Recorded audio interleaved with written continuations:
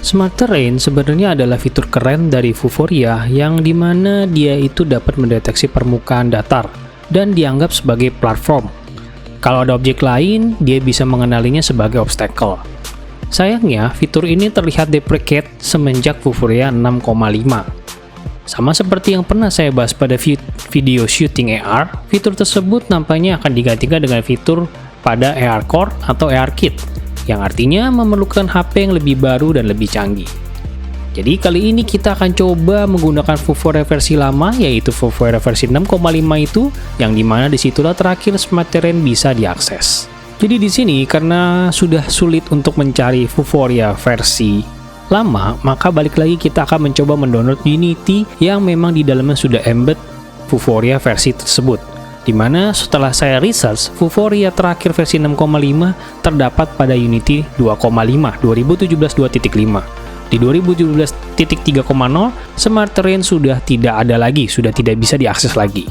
Kita lihat sekarang artinya kalian harus mendownload Unity Hub-nya melalui Unity Hub, karena memang dari Unity Hub itu sendiri tidak tersedia versi yang 2017 ke bawah. Jadi dia 2018 ke bawah sudah nggak kelihatan, makanya kita harus mengakses dari halaman Unity Download Archive yang archive ini.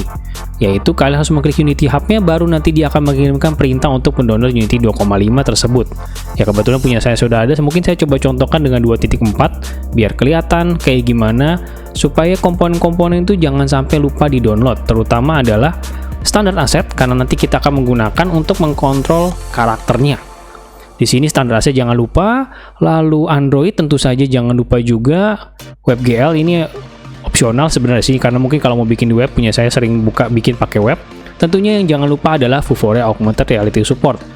Jadi tadi Android, standar aset, dan juga Vuforia Augmented Reality Support. Setelahnya kalian install, harusnya kalian sudah buka. Tapi ingat versi Unity-nya adalah 2,5 ya. Jadi karena saya sudah menginstall, saya tadi mencontohkan menggunakan 2,4.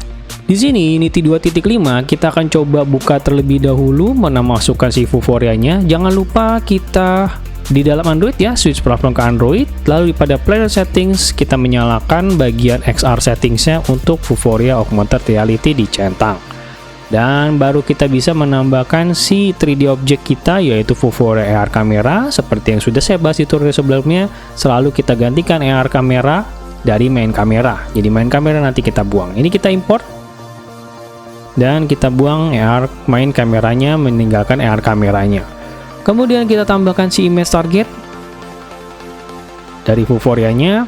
Di sini kalau kita ke bagian advance, kemudian di sini akan ada bagian Smart Terrain yang bisa dicentang.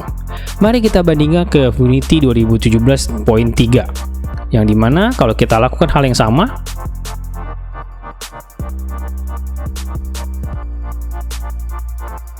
di sini kita bisa lihat di bagian advance sekarang sudah tidak ada Smart Terrain-nya di Unity versi 2017.3, karena memang Vuforia yang di sini adalah Vuforia versi 7, sementara yang di versi 2 itu yang 2,5 Vuforia adalah versi 6.5. Disinilah terakhir Smart Terrain bisa kita akses.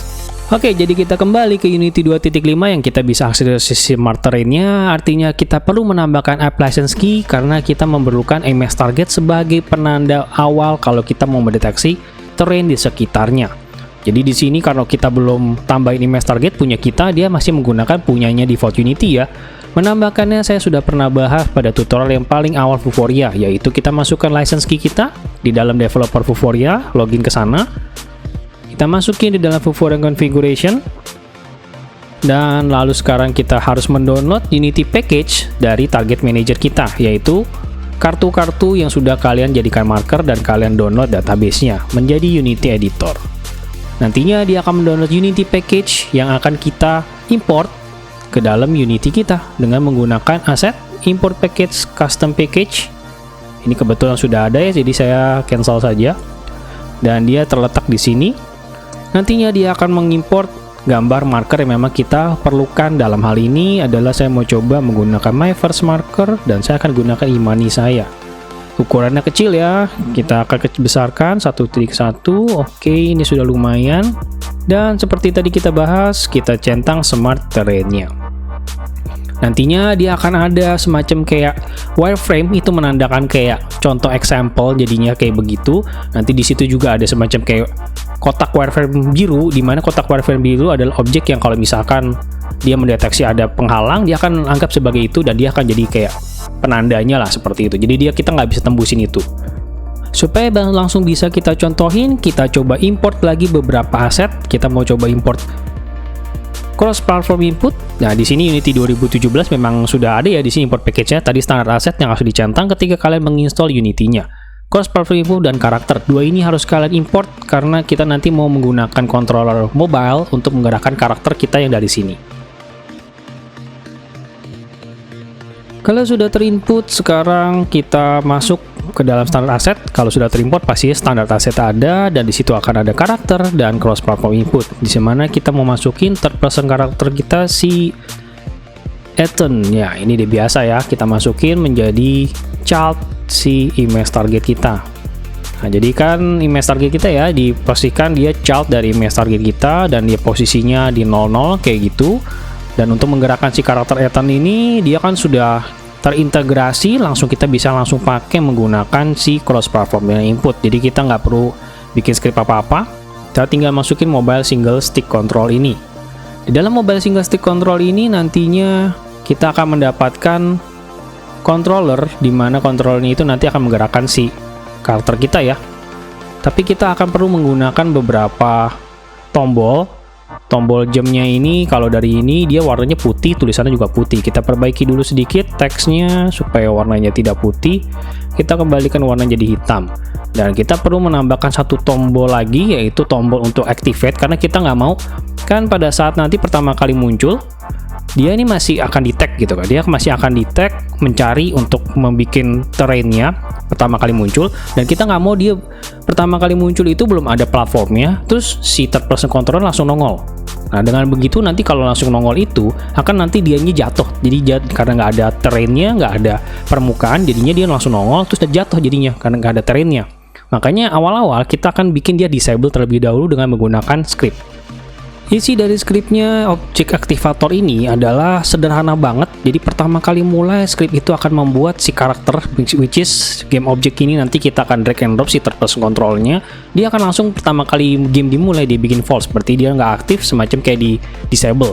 Dan kalau kita pencet aktifkan karakter, nantinya dia akan saya aktif menjadi true. Ini akan kita buat public karena nanti mau kita panggil pada tombol yang akan kita bikin nanti di mobile single stick controlnya. Di sini saya akan bikin, kita duplicate saja button jamnya supaya kita nggak perlu capek bikin button lagi. Tapi saya posisikan dia di atas, dan mungkin saya akan bikin teksnya itu isinya activate ya, activate. Kemudian si event scriptnya ini akan kita buang, kita ganti semuanya menjadi pointer klik, yaitu pada saat diklik aja. Kalau ini kan jam tadi kan dia pointer klik sama pointer angkat ya. Kita mungkin cukup perlu itu doang. Kita tambahin objeknya, ngambil dari si script ini kita kasih ke objek mobile single stick. Oh ya, juga jangan lupa masukin canvas scaler ya, karena kalau enggak nanti dia bentuknya jadi kecil sendiri buttonnya. Jadi saya akan masukin canvas scaler, scale with screen size. Buttonnya keluar ya, saya turunin karena nanti akan mengikuti dari resolusi si HP ya, karena takutnya HP-nya terlalu resolusi tinggi, jadi tombolnya akan jadi kecil banget nantinya. Jangan lupa anchor-nya ditaruh di kanan atas karena dia posisi di kanan atas, supaya kalau besar dia akan mengikuti posisinya di situ. Begitu pula pada button yang satu ini, anchor-nya harusnya di kanan bawah ya. Di sini dia akan minta kita kembali ke script objek aktivator. Tentunya game objek yang dimaksud adalah third person controller kita. Kita drag and drop saja ke sana, atau kita boleh menggunakan tombol browse yang ada dari sini. Browse, pastikan dia bukan dari aset tapi dari scene, yaitu si third person controllernya. Bukan dari aset ya, tapi dari scene, karena kita mau mengontrol dia itu supaya diaktifate pada saat pertama kali muncul jadi false, seperti script yang kita bilang di sini. Lalu sebelum kita build, kita ke Vuforia configuration lagi dulu, karena di Vuforia versi lama kita selalu dibikin first marker, yaitu first marker yang tadi kita download pakai Unity package dari hasil target manager punya kita sendiri. Dia otomatisnya selalu dicentangnya nggak dicentang, karena kalau di Unity yang versi lebih baru dia otomatis tercentang sih. Kalau ini dia nggak ada otomatis tercentang. Jadi mungkin kalau misalkan nanti kalian build terus nggak dikenal, karena mungkin kalian lupa melakukan centang ini. Kalau di sini soalnya nggak otomatis dicentang versi yang lama. Satu lagi yang jangan kelupaan adalah memasukkan pada bagian Windows Fuvora Configuration di bagian Smart Terrain Tracker-nya, ini otomatis dicentang karena nanti kalau nggak dicentang dia nggak jalan. Dan skin unit per meternya ini sesuai kita baca di sini aja nih, dia minta diisi menjadi 100. Oh iya, ada satu lagi yang kelupaan, ada satu script yang belum kita masukin, ini namanya kamera focus controller. Jadi pada Fuvora yang versi lama, balik lagi dia ada kelemahan di mana kameranya nggak autofocus. Nggak autofocus di sini akan mempersulit handphone kita untuk mengenal image targetnya. Jadi script ini saya dapatkan dari internet, ini tinggal langsung pakaikan saja pada kamera IR kamera kita. Dengan begitu nanti si handphone kita akan memiliki fitur autofocus lebih jernih. Dengan begitu mengenal si image targetnya lebih mudah. Oke, setelah semua itu sudah lengkap, tadi kita sudah menambahkan objek aktivator, kamera focus controller, kemudian juga aktif buttonnya sudah dimasukin. Ini aktif buttonnya belum saya masukin script tadi ya. Si ini kita arahkan ke mobile single stick. Mobile single stick kita ketik aja mobile single stick. Lalu function yang kita perlukan yaitu si objek aktivator pada fungsi aktifkan karakter. Jadi nanti dia akan mati, terus kalau kita pencet berarti dia akan muncul, karakternya baru muncul. Barulah sekarang kita mulai coba build. Buildnya di sini, kalau pada sini kita harus ganti ya, biasa ada settingsnya itu company-nya misalkan apa ya, personal, terus yang ini mungkin Odading.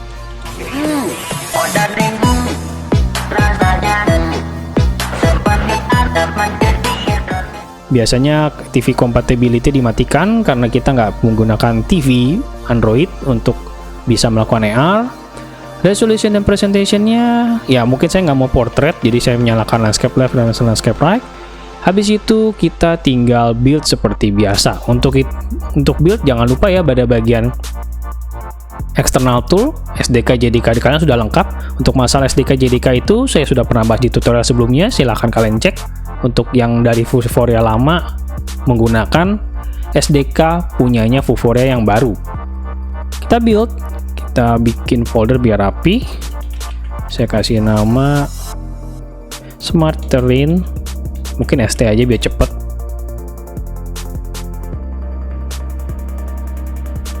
Ya, punya saya sudah selesai ke build, dia sudah jadi, tinggal saya copy ke handphone saya, dan tentunya kita akan jalankan di handphone, karena ini kita nggak mungkin kita play ya, karena di play itu nantinya joystick ini ya munculnya di sini gitu kan agak susah ya kita kontrol joysticknya di sini, tapi ngeliat view-nya dari handphone, jadi makanya enakan langsung di build.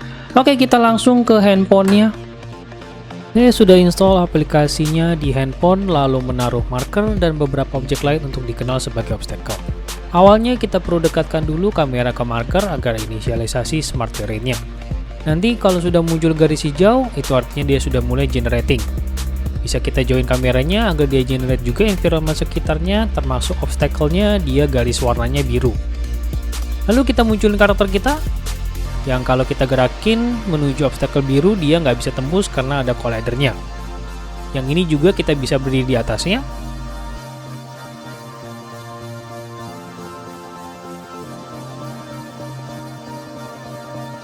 Dan kalau kita keluar dari arena hijau ini, tentu saja kita akan jatuh keluar area. Oke, rasanya sekian tutorial mengenai Smart Terrain dengan Fuvora. Thank you for watching, keep learning, sampai jumpa di tutorial berikutnya.